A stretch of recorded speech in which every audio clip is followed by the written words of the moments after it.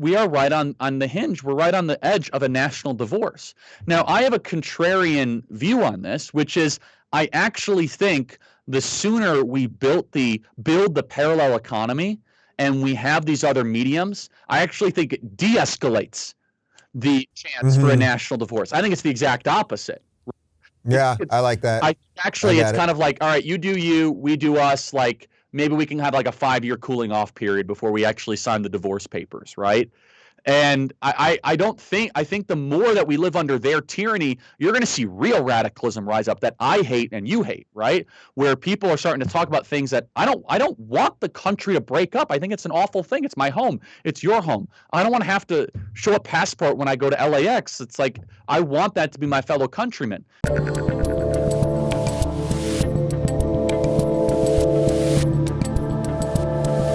I'm Dave Rubin, and joining me today is the host of the Charlie Kirk Show, the founder of Turning Point USA, and the author of the MAGA Doctrine, the only ideas that will win the future. Charlie Kirk, old friend, welcome back to the Rubin Report. Dave, you're a good friend. Honored to be here. Thank you for having me. We've done this a couple times, and I thought, how can I approach this interview in a way that's a little different than what we've done before? So I thought we'd start off. Give me your top 10 reasons you love Joe Biden. Top 10 reasons I love Joe Biden. That's, I will say he's actually made me prioritize things in life that matter. Not to say politics don't matter. Yeah. But it's been such a dumpster fire. You have to kind of look outside of all the madness and you're like, okay, what really matters in life, right? Like what exactly gives you purpose and meaning?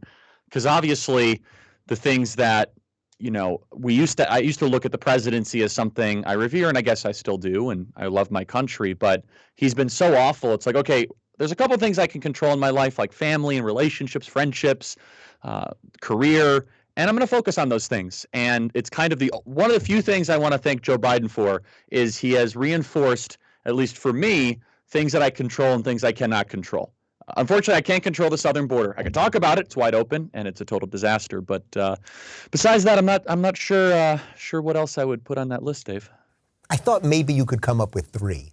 I thought maybe there were going to be 3, but I'll accept that. But for a guy like you, yeah, go ahead.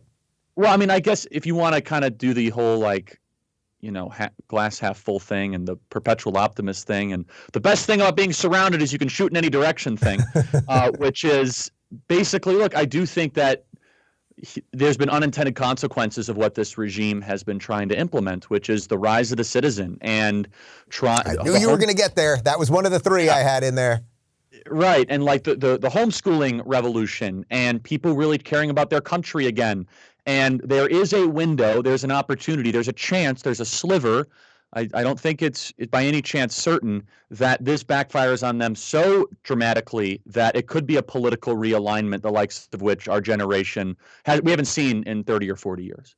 Do you believe in the machine enough to believe that something like that could happen? Because that's the direction I thought you were going to go, because it's like everything is so bad. Everything is so upside down. Even for guys like us who expected this thing to be bad, it's worse than most of us could have imagined. But do you think the machine will allow, like just in the last couple of days, watching the narrative on COVID shift, like, do you think it'll allow what should happen to happen, that the voice of the people will actually be heard? Well, thankfully. Between the media and the whole thing. That's what I'm talking about. Yeah. Well, no, for sure, of course. Yeah. Thankfully, critical parts of the machine are falling apart, which gives me hope. I mean, CNN is basically a Democrat super PAC that no one watches. Facebook is cratering, which is really, really interesting to see. Rumble, which you and I really care about, is ascending. So there are certain trends right now that kind of go into maybe the machine isn't as strong as it once was. Americans' trust in government is an all-time low. Americans' trust in corporations are at all-time low. You're starting to see people care more about local than national trends, which is really, really important.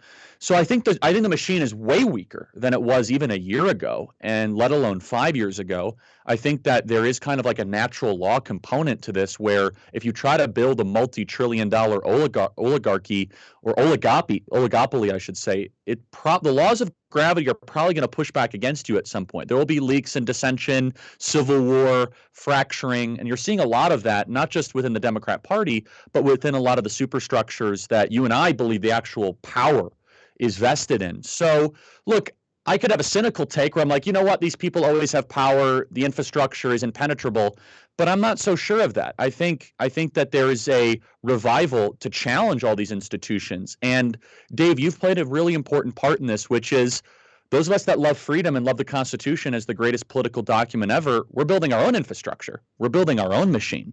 And that's been a really exciting trend. I think the regime is really surprised by it. I think they're shocked, quite honestly, that we've been able to kind of stand up a YouTube competitor, a payment processing competitor, a Patreon competitor like Locals. So quickly, you're starting to see a higher education competitor of University of Austin. And all of a sudden, this monopoly they had on these certain goods and services and credentialing institutions is being challenged in a very serious way. But they're still way more powerful than us. There's no doubt. But I'm optimistic that there might be some legitimate fault lines that are going to materialize in their demise. That would be a slightly better Great Reset than the Great Reset that they've been telling us about. But I'm curious for you. Look, I know you off camera too at this point, but I don't know that I've ever fully asked you this before.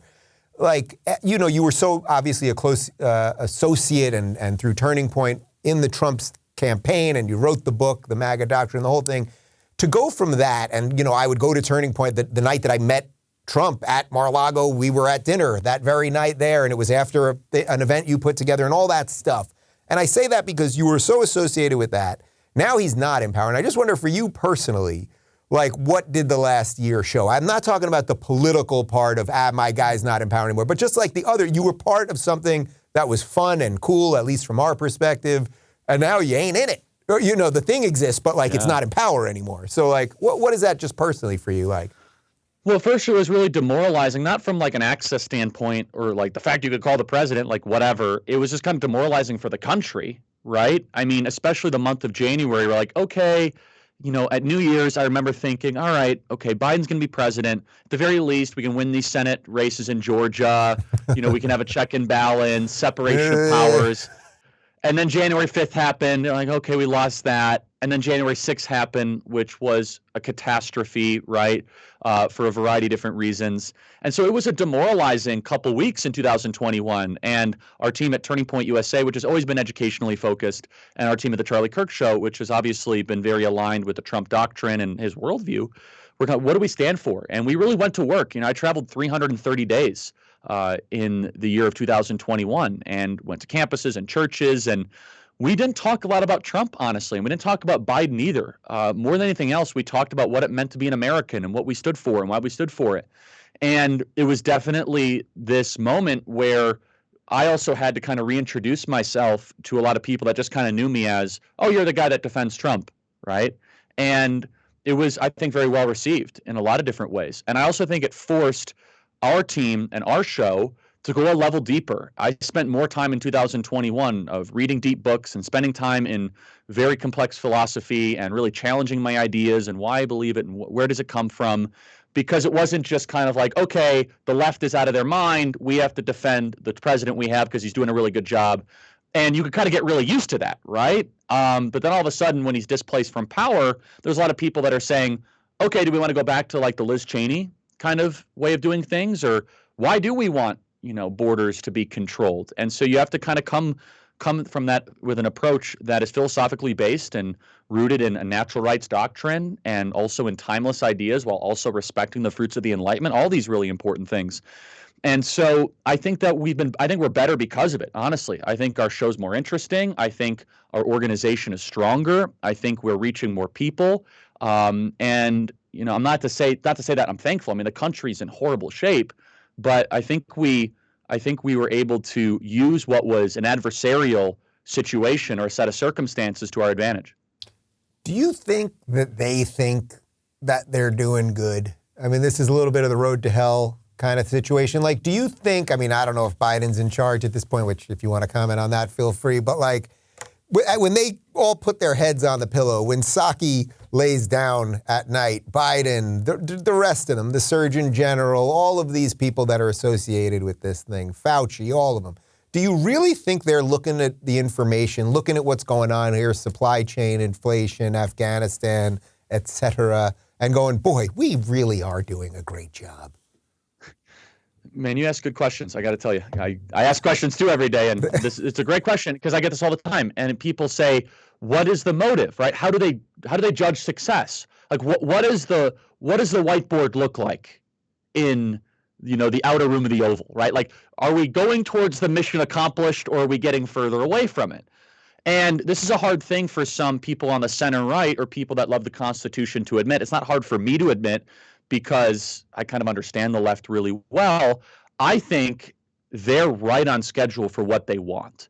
And I really do believe that they want to be a willing participant in the World Economic Forum Great Reset. You mentioned it, a little bit sarcastically earlier, but you and I both know this is a very real agenda, which is it's a borderless legit. society. I just did an hour with Glenn Beck on it. Yeah, and I think that in order to get there, you have to first make America no longer a superpower. And that doesn't mean you have to kill everybody, right? I mean, I think there's some extremes people can take towards describing this, but you definitely have to destroy our currency. You have to deteriorate our sovereignty. You have to erode the national will. And then also you have to create mass uncertainty as to what it means to be an American.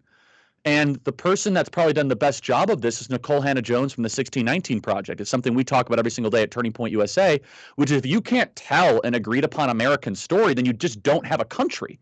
I mean, it's such polar opposites where you and I would look at the American founding as a heroic breakthrough of the human story, where Nicole Hannah-Jones looks at it as a regressive moment in the human story. There really isn't much in common from that point forward, right? When you can't agree on the Federalist Papers, the Declaration, the Constitution, the Bill of Rights. And so I believe that the people in charge, from Ron Klain to Biden, they might have their own little kind of wrinkles of where they think the country should go, but it's definitely in a place where they want to de-emphasize America's role in the world. They want to weaken America, and they think the world will be better because of it. This is the most important thing, though, is that, I mean, in the beginning of Aristotle's Ethics, there's this incredible line that is hotly debated, which is all human action points towards some good. Now, you take out the mentally and politically insane from that, but really what he's getting at is that more evil has been done under people believing that they're doing good than anything else.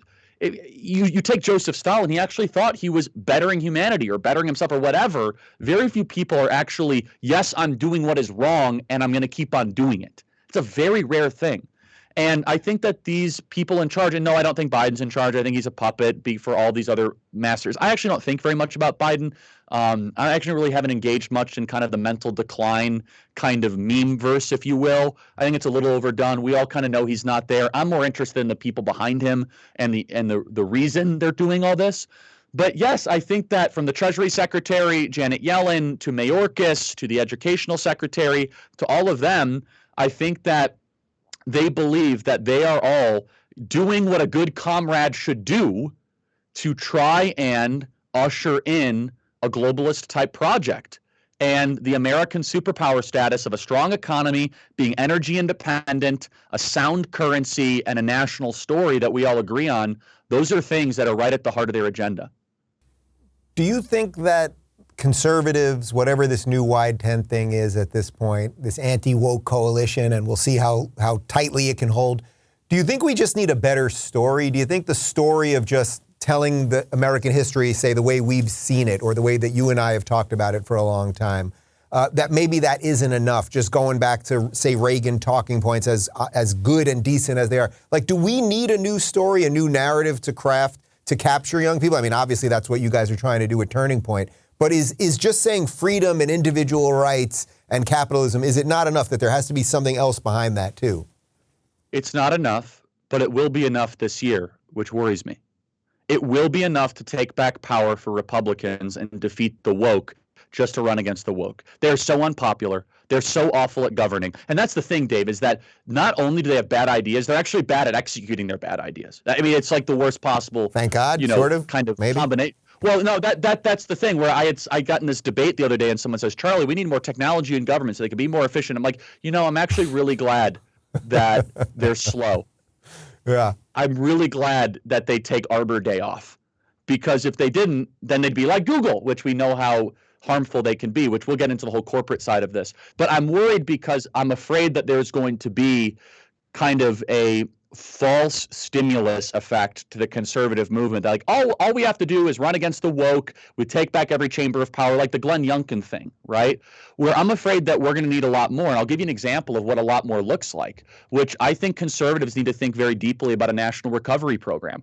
I think that this country has been so severely damaged by unelected bureaucrats, especially young people, most suicidal, drug addicted, alcohol addicted, most anxious, depressed, medicated generation in history, that I think there needs to be an intergenerational apology to try to get this generation back on track. And I'm not saying massive government programs or some sort of climate core like AOC wants, but I think we should try to make it easier to try to have conservatizing events.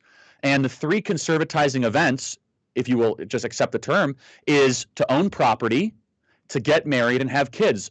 And hopefully a nice fourth one is have a job that means something to you, right? That isn't like a minimum wage job or some sort of woke social media manager for Goldman Sachs or whatever, right? Those four things are harder than ever for this generation to grab onto. And I think that we need to have pro-market-based conversations outside of just kind of the immediate muscle memory of the dogma of the kind of ghosts of Reagan past, and say, how do we make it easier for a 28-year-old that's $100,000 in student loan debt, that was locked down for a couple years, right, is really demoralized, might be on an unnecessary regimen of antidepressants. How do we make it easier for them to break through and buy, quote-unquote, equity in the American project, right? Because that actually is a really good thing for the country. People don't burn down Wendy's if they have a mortgage.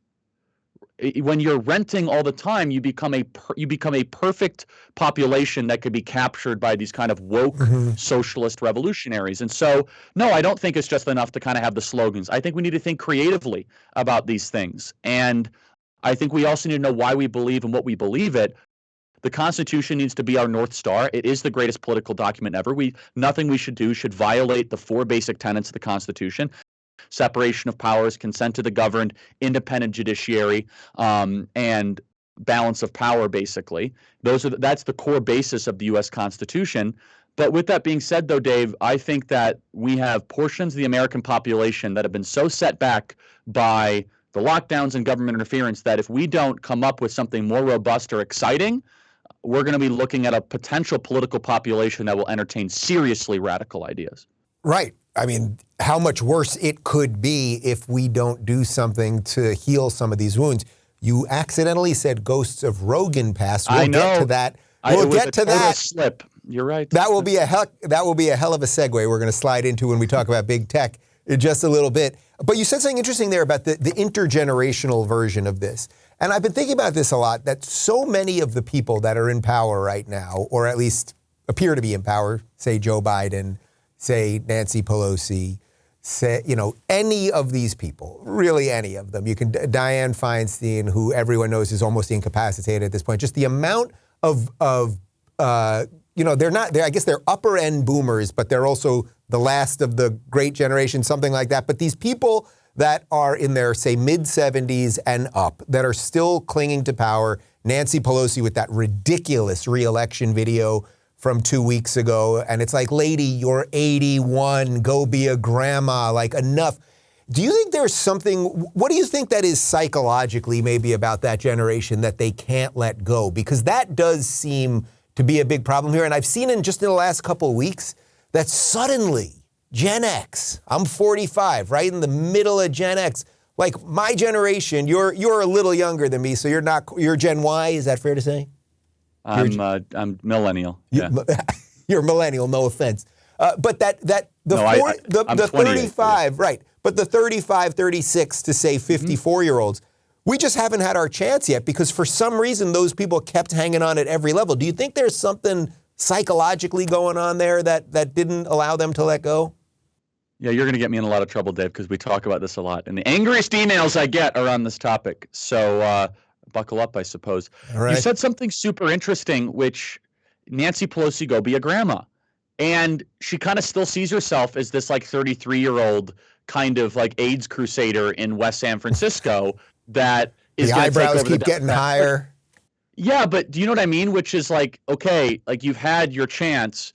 Go look beyond yourself. That's what a grandma's all about, right? Yeah. Like go look towards the next generation, and are you actually preserving things that are beautiful, true, and good? For her, it's kind of like, no, I still have to have that one more election cycle. You don't understand, because that's when the real revolution is going to happen. And so, look, I mean, it's the tyranny of the septuagenarians and the octogenarians. And there's a lot of great people in the 70s and 80s category in our country. It just so happens none of them are in leadership right now. Right. So it just so happens that the cream whatever's risen to the top isn't the best.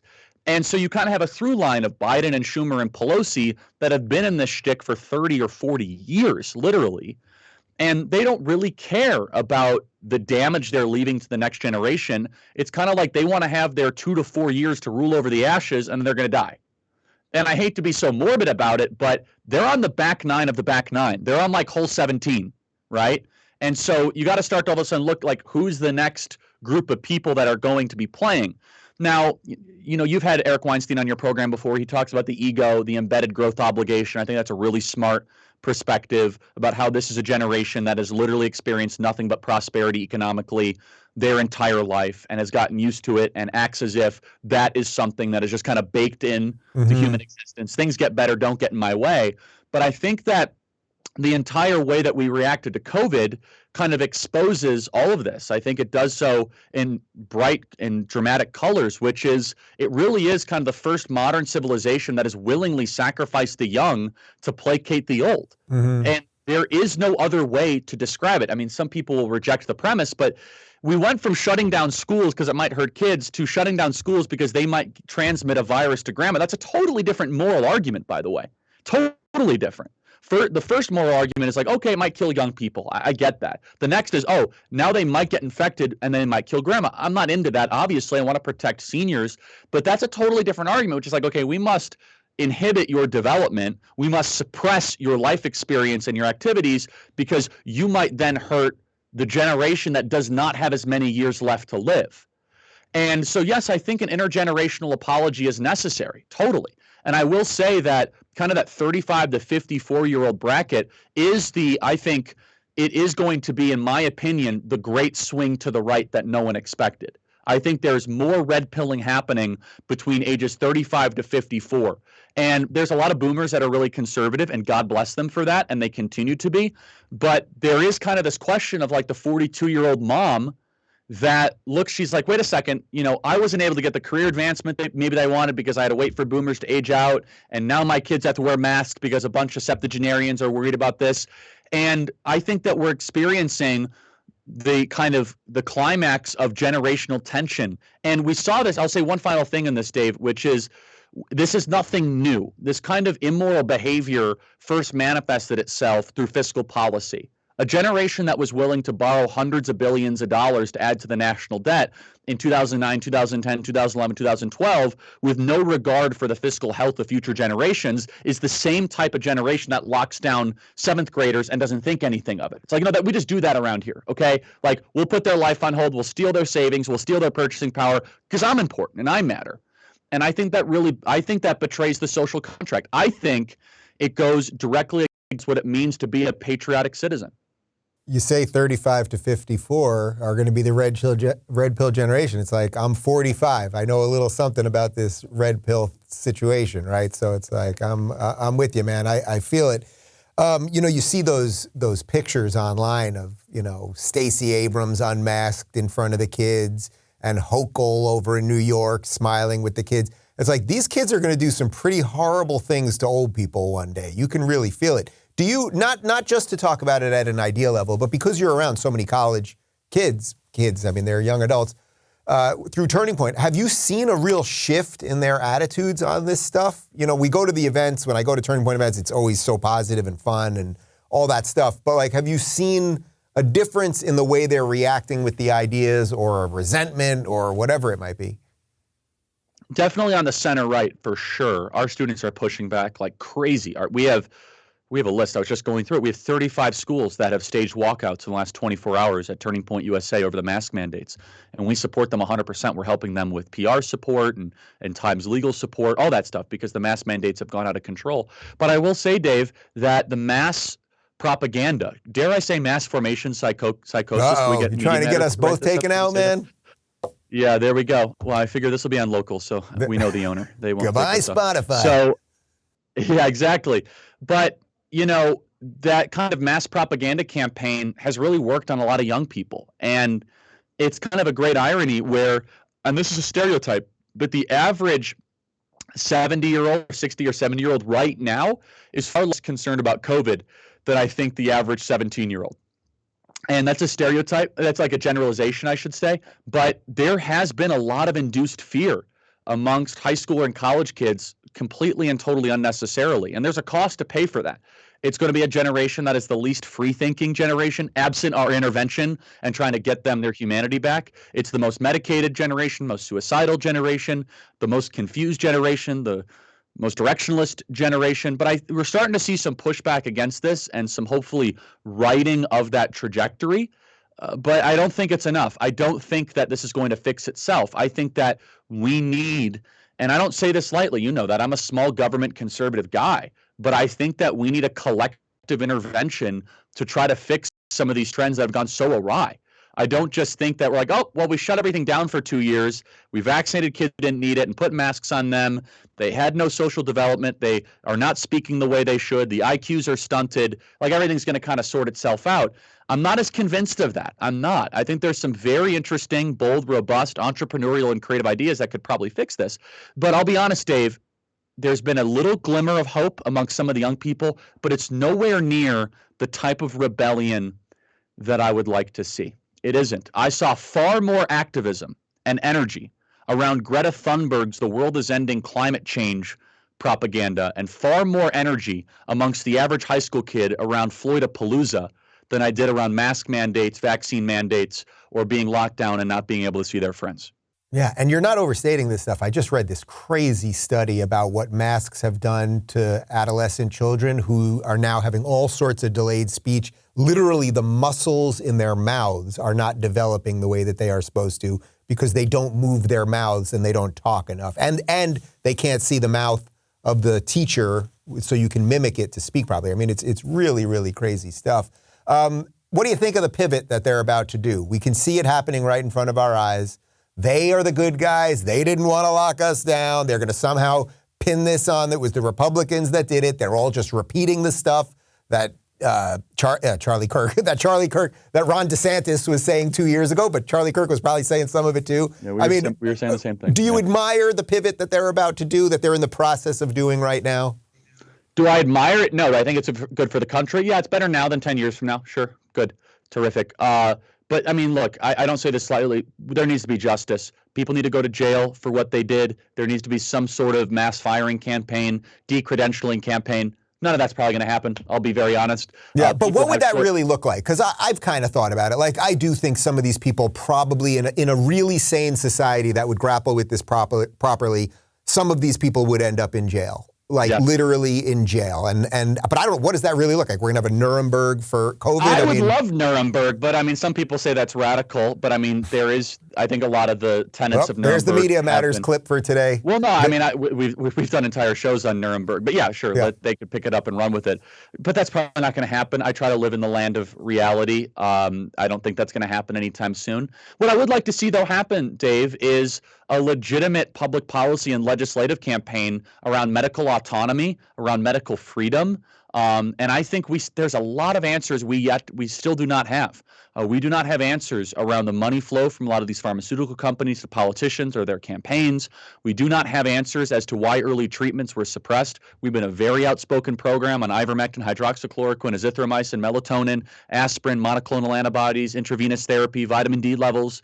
I think it's one of the great injustices of my life, the fact that most Americans were not properly exposed to those things. But don't worry, we're subsidizing crack cocaine pipes for people, in San Francisco, all the while the controlled substance our government cares about is the perfectly safe and probably very, very effective ivermectin. It's Dude, Biden sent me 3 crack pipes. I only need 1. You want me to send you one? Is that I wouldn't know what to do with it, to be very honest. So haven't exactly ventured into that domain of human existence. So and You're then a good man, Charlie Kirk.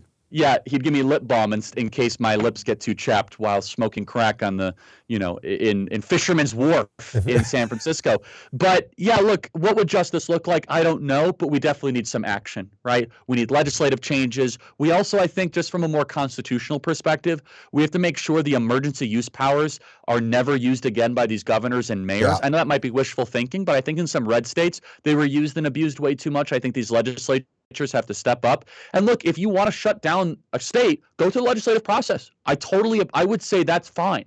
If you can get the Ohio State House and State Senate to shut down a state for 30 days, I actually think that's okay. I think that the courts might knock it down here and there, but just the fact that a governor can just sign a piece of paper and shut down bars and schools, I think that's a usurpation of what the Constitution, especially on a state-based level and definitely a federal level, is supposed to be able to do. I'll give you another example. The fact that Joe Biden can just sign a piece of paper and say you have to wear a mask on an airplane, go through the legislative process. So those are some remedies for sure that we have to do that I think could slow down kind of this indulgence of, kind of autocratic and tyrannical behavior we've seen. But we're not going to get the justice that I would want to see, Dave. I think that any doctor that interfered with a patient trying to get ivermectin or hydroxychloroquine needs to be held criminally accountable. And I don't say that lightly. And Dave, you get a lot of emails. I get a ton of emails. I have hundreds of emails of people that have relatives that died in the hospital, and they were trying to give them these life-saving drugs, and the hospital says, oh, those drugs might kill them, and then they die. And so it's wait, we're dealing from already the potential of we know death is in the cards. So why wouldn't you try some of the more, let's say, censored treatments? And so I think there needs to be justice with that, and the hospitals need to be held accountable. But just kind of managing expectations, that's probably not going to happen. But the last thing you said, do I admire it? No, I don't admire it. Why are they doing it? Well, the science has not changed. No matter what, Dr. Wen says. Leanne Wen said it changed. Come on. Changed. Yeah, I mean, look, and this is the thing is that trust the science, trust the science. We did a whole podcast on this that I think it was really well received. One of the best podcasts we've done in a while as far as response, which is that they conflate two things, right? So they conflate things that we would call the natural law, like force equals mass times acceleration, the irrefutable tenets of Western science, right? The inquiry into the natural world. Second law of thermodynamics, the inevitable law of decay. And they conflate that with conjecture and hypothesis, right? So they put that all into kind of the same term, as if you challenge wearing 3 masks while you shower, you're somehow at war with Copernicus, right? And the average engineer who works at Ford, right, is well, I'm trading the sciences. I don't ever want to question that. When in reality, they had that which we know and that which we think we know. And they were never honest enough to separate those two things. Charlie, you're blowing my mind right now. I got to write this down. Are you telling me that A squared plus B squared equals C squared is more valid than when you're at a restaurant, you can walk in without a mask, and when you have a mask when you walk in and you can take it off when you sit? Is that what you're telling me here? I'm telling that, I know it might really blow your audience's mind that the things we know in the Western scientific tradition that have been true, that really proven to be the laws of nature and nature's God, which Thomas Jefferson brilliantly wrote in the Declaration, is far better science than vaccinating a six-month-old with a vaccine against a virus that isn't going to harm them significantly anyway.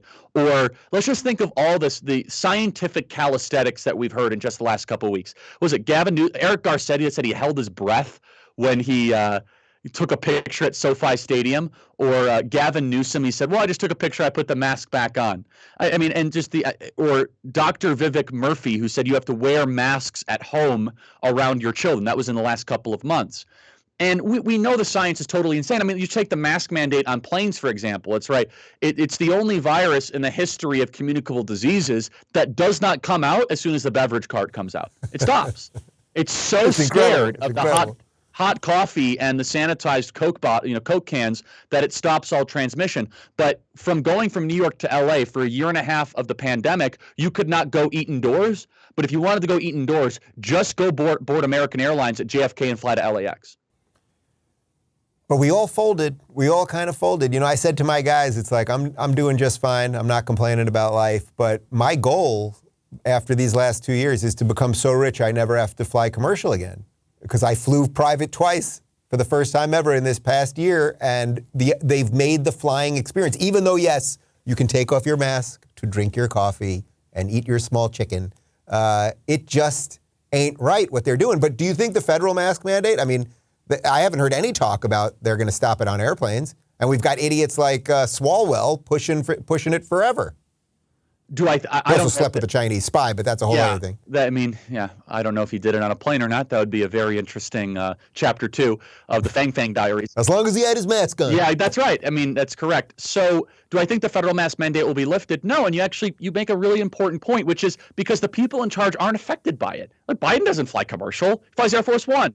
Yep. I mean, and so but he always puts his mask on right before he gets off Air Force One. I always love that when it's like, oh, yeah, you guys been wearing it on the helicopter and Air Force One. Okay. And it's COVID theater, but this goes to a deeper point that the founding fathers warned us against. And the more we kind of dwell and we marinate and ruminate on the brilliance and the wisdom of the founding fathers, we realize they saw a lot of this coming, which I think in Federalist 51 or one of those Madison warned what would happen if the group of rulers are exempt from the laws that they push upon the citizenry.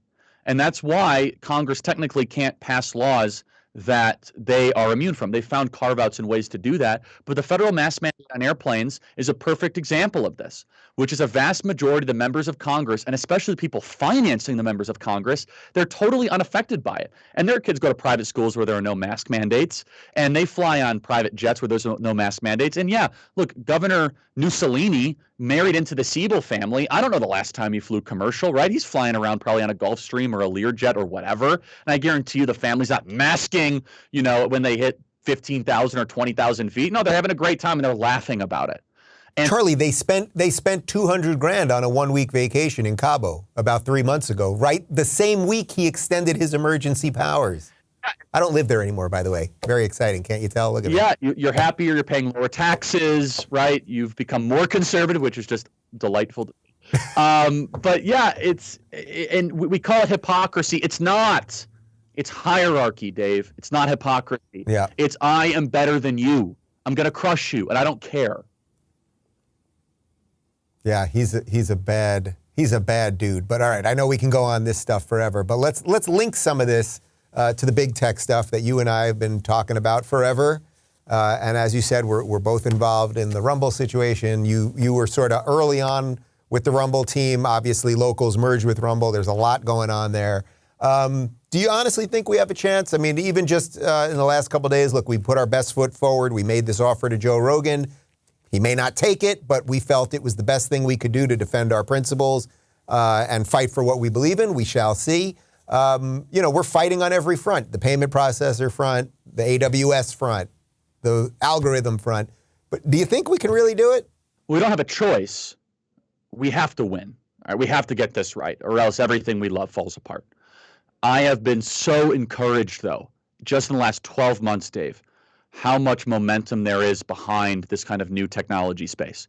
From Locals, which is terrific, which is a way to bypass the Patreon gatekeepers, to the content creators that have gone all in on Rumble, you, our program, Dan Bongino, Dinesh D'Souza, Russell Brand, Tulsi Gabbard, freedom-loving, liberty-loving people all across the spectrum, but do believe that big tech tyranny is an existential threat. I thought the offer to Rogan was really brilliant. I don't know Rogan. I've met him once. I think it would be really smart of him personally to take the Rumble deal because they are not going to stop. This censorship hit job train.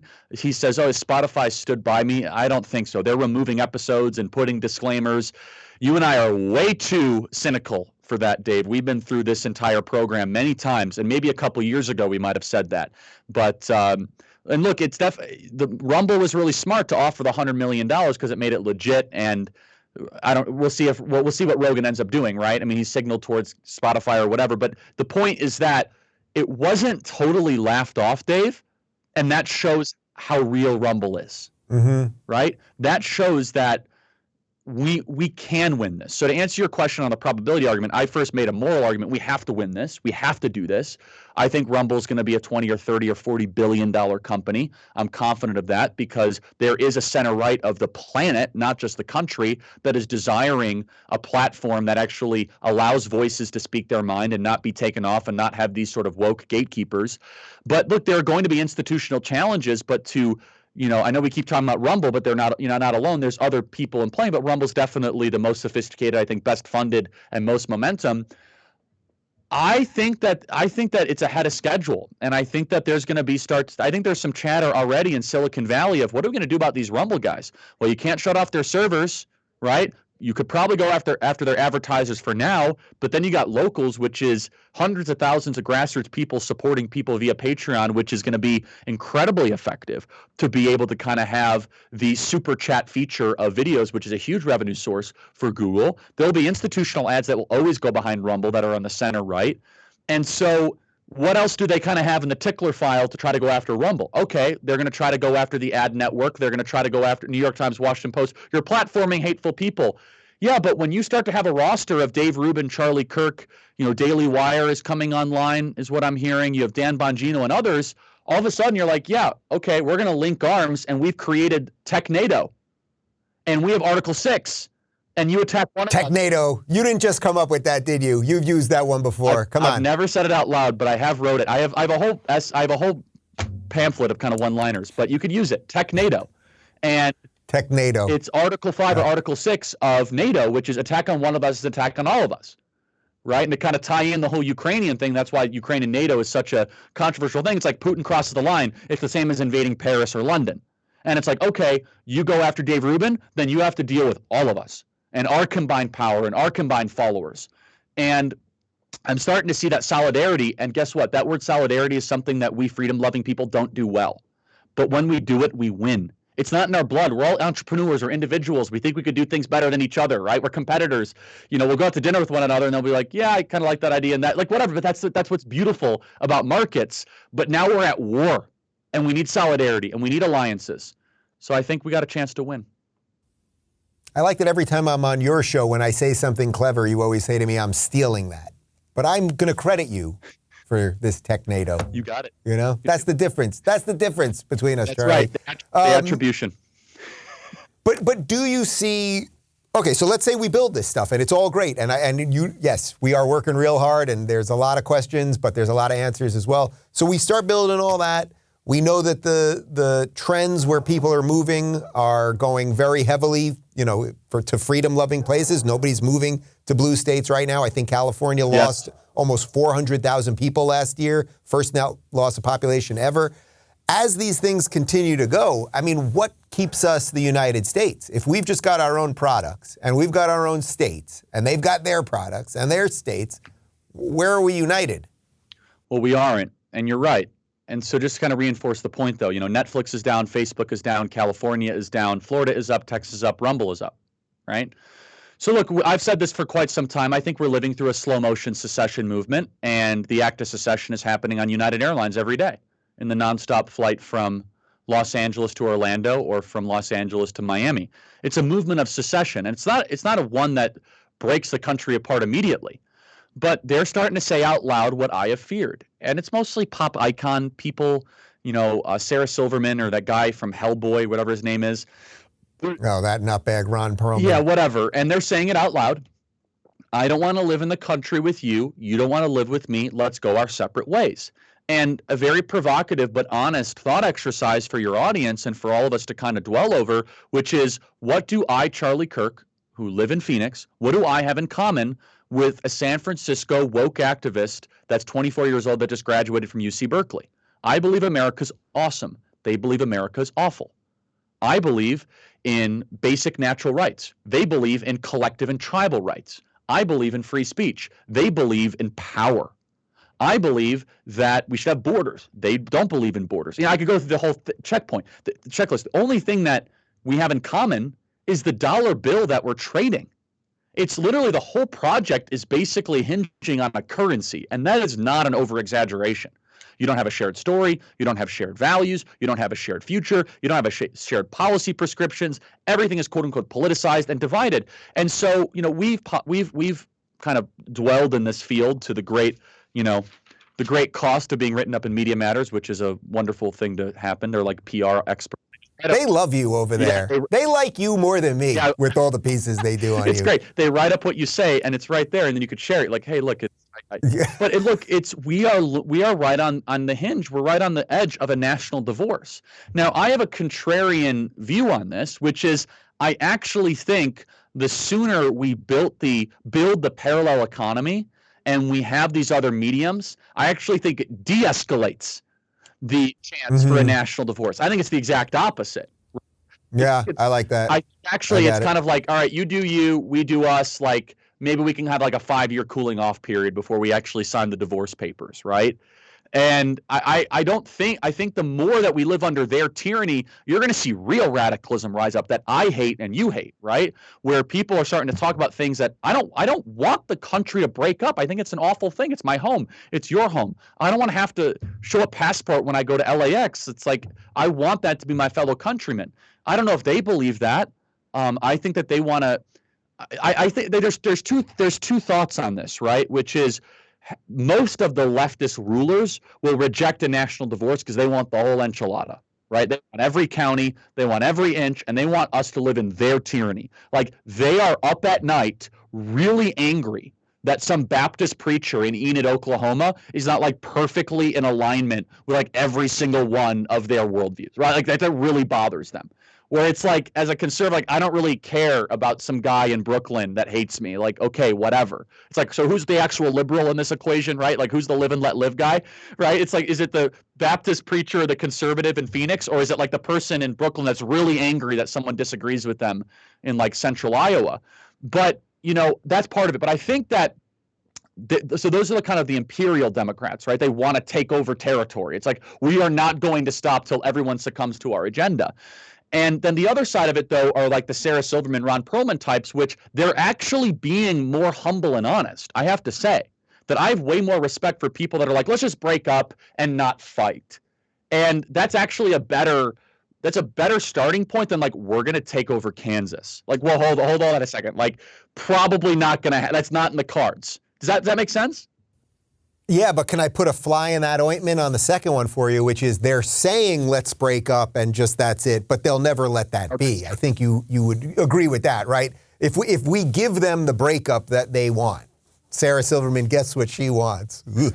It's like she'll never stop. She's not going to stop as Florida flourishes, as Arizona flourishes and Texas flourishes, and as their places just crumble. They're not going to stop. Now they're going to want what we got. So the second one might be more honest, but it's not. I don't think it's fully thought through. No, it's not thought through. And look, this is not an exaggeration. There's 1,000 externalities that I don't have answers for. Military, water rights, ports of entry, right? Like who gets rights to minerals? How do you travel back and forth? How do you divide the citizenship? What if you don't want to live there? I mean, it's like, again, if we actually put our heads together, there's enough mature people that could probably figure this out. But if we're dealing with Chuck Schumer, like, I don't know. Like, that's probably not going to go well. Do you know what I mean? He's like, no. Actually, I want Marshallton, Iowa. Like, you can't have this, right? And so, yeah, that's why I and you, we want to heal this land. We want this to work. We want this republic to stay together. I don't think there is a manageable exit from this. And I would rather solve this with ballots than bullets, as Abraham Lincoln said. And I don't want this to go to conflict. I'm afraid it's trending that way. And the media always says like, oh, Charlie thinks a civil war is coming. First of all, I never use that term. But when I say conflict, I don't think that's out of the cards. I want it to happen, but you can only raise the temperature in the room so much before you kind of provoke a kinetic response. And so I actually think the parallel economy is going to be an unintended pressure release valve for liberty-loving people across the country, which is like, okay, now I at least have a place I can watch videos. Like, now I have a place I can bank, right? Now I have a place I can get a mortgage. And I think that's going to hopefully bring the temperature down in the room, despite the best wishes of the other side. It seems like they want conflict, which is a whole different conversation for a different time. It seems like they want us to punch first, and then they could justify the security state apparatus behind it. Yeah, this concept of building the parallel economy purely to keep it together is actually interesting, because most people think of it as, oh, that accelerates the separation because then we can just go our separate ways. But I like this. I like this release valve idea, Kirk. You got one today. Very impressed. Thank you. You got one. All right. Now let me get you in some real trouble. Okay. Here, because everybody is looking to the midterms And there's this feeling that there's going to be this red wave, although, as I said, we're seeing the pivot happen in real time. And you can also feel the media trying to link January 6th to somehow the truckers and that we're exporting a worldwide insurrection and all of this nonsense. But I want to ask you this. Well, A, I guess, give me a little bit of your take on what you think is going to happen in the midterms, and are there areas we could focus in to make sure that we get a nice result? But B, everyone's looking at the 2024 situation. I want DeSantis to stay the governor of Florida. That's what I want. I think the state you live in is way more important. I think he's only been in one term so far. He's done a heck of a job. I just think that's more important than the presidency, believe it or not, although obviously it is important. Do you, as a guy that at least part-time lives in Florida, or is there a lot, do you like that idea? Do you think he should run? Where does Trump fall out? What do you know on the inside? The whole damn thing, Charlie. Go. I'll start with the midterms. I think Republicans are going to do well. I'm worried that we're not going to do nearly as well as we should. Every single indicator shows Republicans are going to take back the House. Senate is a little bit up for grabs. This should be a 60 or 70 year seat majority for the House of Representatives, which is enough where you could hold on to that for at least 2 or 3 more cycles. So I don't know. It remains to be seen. Democrats are going to try to correct a couple things. You could start to see that already. They're having Obama come in and try to tell them to not be so radical out loud. He's really good at kind of saying, like, right. He does it on the deal. Stop telling the truth, right? Like that's kind of his whole deal, to try to tell people to, that are running for office to just camouflage the radicalism, right? Just tell people what they want to hear. So I think that I think they're gonna get their parade in order shortly. That's my warning to Republicans. I still think we're gonna do very, very well, especially in some of these Senate races like Arizona and Georgia. I think it'll be a 7 to 10 point swing on top of what things naturally are. I'm afraid I'll reinforce a point I said earlier. I think it will be a misleading indicator of the health of the Republican Party because of how bad the Democrats are. This will be a massive indictment of the woke and the Democrats and the insane and the COVID lockdowns, where people are just looking for some way that they can just, like, what can I vote for that isn't them? I think Virginia was an example of that. I think the incredibly unexpected airtight race in New Jersey was an example of that. I think a Republican winning the city attorney's race in Seattle was an example of that. That's all back in November, but it's important to remind people of that. Yep. So that's one thing. I'm happy to go more into that. It's too early to kind of make predictions on like seat majorities, but I am not seeing from Republicans what I really want, which is a Newt Gingrich style contract with America, promises, clear and concise. Here's what we're going to do. And it's not just, free trade and giving China what they want and a mass amnesty plan and lower taxes and socialism is bad enough, right? I think voters want more than that, and I think they want honesty. So on the Trump thing in 2024, he is going to run. Every single indication points towards that. I think actually Trump will benefit from a primary challenge. I think that if he actually has to run against somebody who isn't a joke, I actually think that would really be good for him. I think that's one of the things that made him such a powerful general election candidate in 2016, because he had some of the most amazing metaphorical political CrossFit training one could have. I mean, he ran up against like 29,000 people, right? It was like 16, but it was like from every direction, right? It was like, boom, Scott Walker, and boom, Ben Carson. It was like Jeb Bush and Ted Cruz. It was like nonstop. By the time he had to run against Hillary, he's like, I ran against 16 people. This is nothing. So I think that I'm not trying to encourage someone to run against him. I would rather see him obviously go unopposed if that's necessary. It's probably better for him in the sense of, not having to spend as much money. But I actually think kind of shaking off kind of some of the dust and getting back into the metaphorical ring could be really, really good for him. As far as DeSantis goes, I think he's unbelievable. I think he's the greatest governor of the last 10 or 20 or 30 years. I can't think of a better governor. Ron DeSantis has done everything right, and everything issue that matters to me, from vaccine mandates to opening up Florida to being strong on crime across the board. He's been phenomenal. I think someone like DeSantis, or it could be him, is the future of the Republican Party. I truly do. But Trump's going to run, and that's going to be a challenge for a lot of people. I think that once you win one presidential election, you deserve a chance to run again. I really do. In 2020, there were massive irregularities. Happy to get into all the kind of voter fraud conversation if you want. I think Dinesh D'Souza's new film is extraordinary in what it looks into, and the evidence is very, very compelling. I think some of that could be shored up. I think Trump could win again. And look, I think that there's positives and negatives to him running again. The positives are he was a terrific president. He was tremendous. We know what we're getting. He has a base unlike anything we've ever seen. He'll raise a bunch of money in small dollar donations. He'll work his tail off. And I think that he also has a record to run on in contrast to this current absolute dumpster fire that we are seeing in real time. And also, make no mistake, I don't think people are really looking forward to having another Democrat president after 4 years. If we had, I want people to think about this, if we had a parliamentary system and there was right now a national vote of no confidence against Joe Biden, he'd get run out of there immediately. Now, we don't have that type of system, right? We just don't. But if the election were held today, Donald Trump would just clobber him in he would win like 40 states. I think he would win New Hampshire, he'd win Nevada. And so, look, I also think, though, that Trump has to make some adjustments going in 2024. If you're running up against a self-destructive candidate, do not get in the way of your enemy defeating himself. I think that was something that's a great learning lesson from 2020.